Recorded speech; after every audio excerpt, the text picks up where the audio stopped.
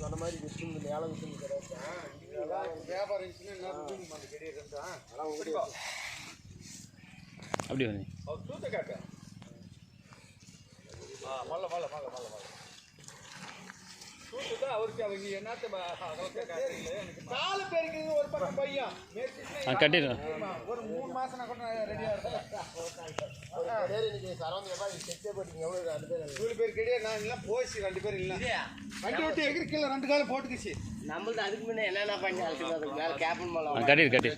இறக்கும் போது கேப்பன் மேலே காலை எப்படி கால் கூட வடியில